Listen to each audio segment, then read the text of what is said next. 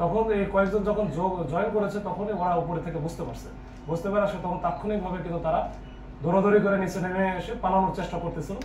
আমরা যে ধানমন্ডিতে যে গতকালকে অর্থাৎ 26 মার্চ ভোর আনুমানিক 4:45টার দিকে ধানমন্ডির যে 8 নম্বর গলি 3 নম্বর বাসা, এই বাসাটা 6 তলা বিশিষ্ট একটা বাসা। এই বাসার স্বত্বাধিকারী বা মালিক হচ্ছেন এম.এ. হান্নান আজাদ। তো ওনার ছেলে যে আছে বায়ান আজাদ ওরফে তানভীর, তো ওনার হচ্ছে অলংকার নিকেতন নামে একটা প্রতিষ্ঠান আছে, স্বর্ণালংকারে ব্যবসা করে, এবং বসুন্ধরাতে একটা তাদের বড় দোকান আছে এবং তাদের ফ্যাক্টরি আছে তাঁতিবাজার, এবং তারা প্রসিদ্ধ স্বর্ণ ব্যবসায়ী।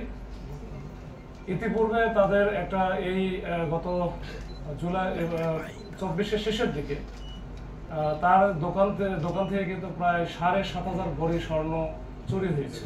এটার মামলা হয়েছিল তেজগাঁ থানায়। তো যাই হোক, এটা একটা ব্যাকগ্রাউন্ড আমি বললাম।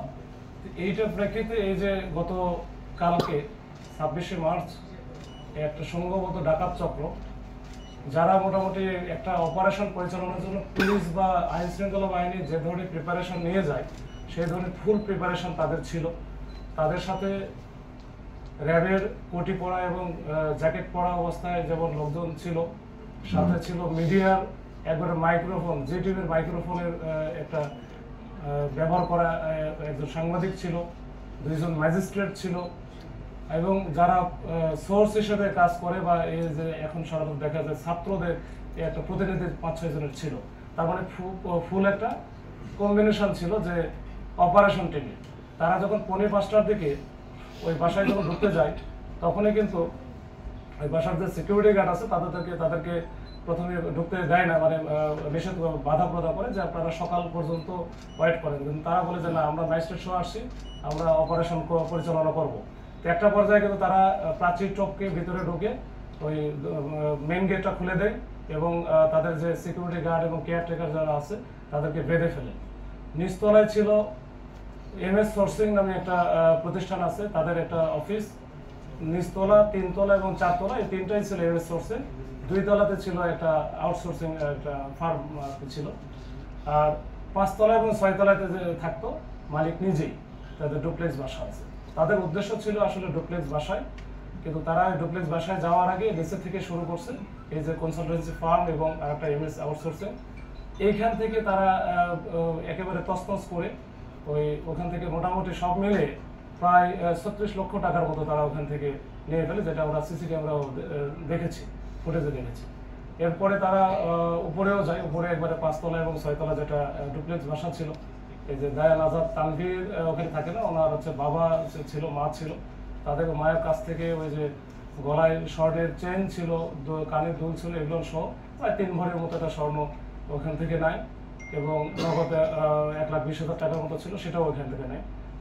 তো নেওয়ার পরে অন্যান্য এদের টার্গেট ছিল হয়তো বা যে ওই বাসায় যেহেতু তারা অনেক বড় একটা স্বর্ণ অলংকারের ব্যবসায়ী, ওখানে প্রচুর স্বর্ণ পাবে, এগুলো একেবারে তছনছ করে ফেলে, হয়তো ওইভাবে তাদের টার্গেটটা তারা পূরণ করতে পারে নাই।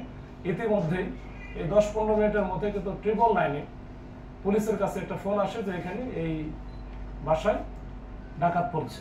তখন পুলিশের যে টিমটা ছিল, পেট্রোল টিম, এই পেট্রোল টিম তাৎক্ষণিকভাবে রেসপন্স করে, এবং তারা ওইখানে যখনই আসে তখন তো হচ্ছে পাশে যারা এই যে কনস্ট্রাকশন বিল্ডিং এর কাজ চলছিল, তখন তারাও বুঝতে পারে যে আসলে আমরা যা এতক্ষণ দেখছিলাম যে এটা হচ্ছে একটা অপারেশন পরিচালনা করতেছে র্যাবের পরিচয়ে, আসলে র্যাবের পরিচয় না, এটা তো ডাকাতি হচ্ছে।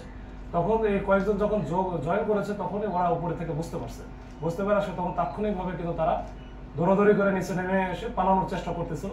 পুলিশের সামনে পড়ার কারণে তাদের কাছে তো ওই যে দেশীয় অনেক সরঞ্জামাদি ছিল, বিশেষ করে সেলারেস থেকে শুরু করে রড টড ছিল, এগুলো দিয়ে পুলিশের সাথে তাদের একটা হাতাহাতি অবস্থা হয়ে যায়।